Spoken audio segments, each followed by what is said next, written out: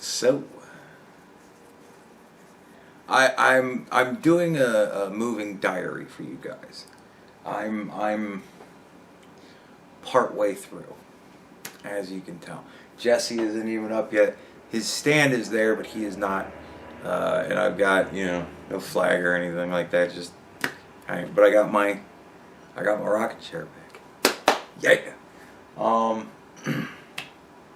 And it made me laugh because I put all the books behind me, like directly behind me, and it's going to be all DVDs and the other two. And I was laughing because it reminded me of a comment that somebody made. Somebody was like, "Yeah, I see a lot of video games behind you, but not many books." And I was like, well, you see all the fucking books now. They're still not very impressive, but nevertheless, books. Yeah. So I was thinking about it today, and I titled this video, or I'm going to title this video, that the Democrats should lose. And I'm going to go probably a different way with it than other people are right now. They're saying that they should lose because it's socialism, this, that, and the other thing. I'm going to say in a completely different way. Tactically, they've played this so badly. For 4 years straight, they have played this so badly that they should just lose just because they have mucked this up so bad. And here's why. Here's where I'm going with this. They not only allowed Donald Trump to choose every maneuver for himself, but they forced him to choose every maneuver for them. Anytime Donald Trump would have an idea or say something or whatever, they had to take the opposite. We want to buy Greenland. We can't buy Greenland. That's stupid. Right? There shouldn't be any violence. Right? Like they have to take some sort of opposing view. We need a wall. We don't need a wall. Walls are stupid. Right? No matter what it is. I don't like the idea of voter mail. There's a high tendency for fraud. There's absolutely no tendency for fraud. Voter mail's great. We need to start doing it. Right? No matter what it is, they have to take the opposite stance. And whenever they do take the opposite stance, they have to try and convince people that they're taking the stance originally, and Donald Trump is actually the one taking the opposite stance.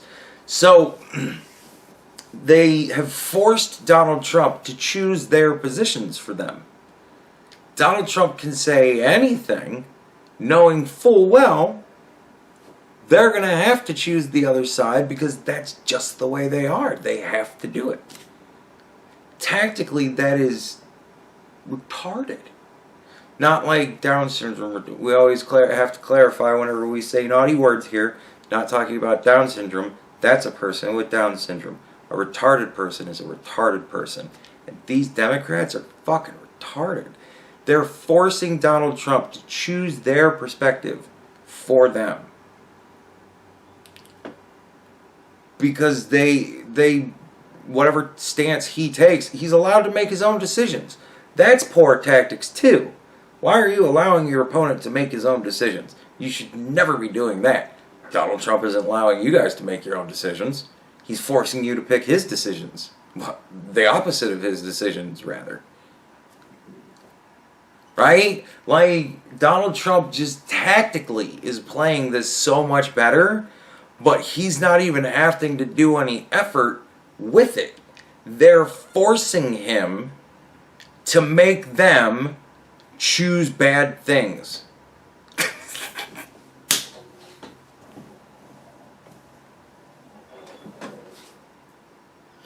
I mean, they could have come out and said, look, man, the protests, that's fine. But no, you can't burn buildings, you can't loot, you can't do that, no. And the police have to stop that.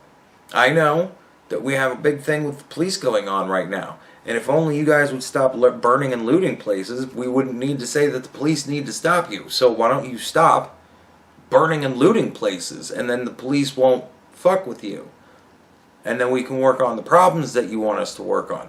If the Democrats and the Republicans together, in a bipartisan way, if they would have come out and said that shit, then there would be peace in the streets and we could get back down to politics and policies. But no, they said,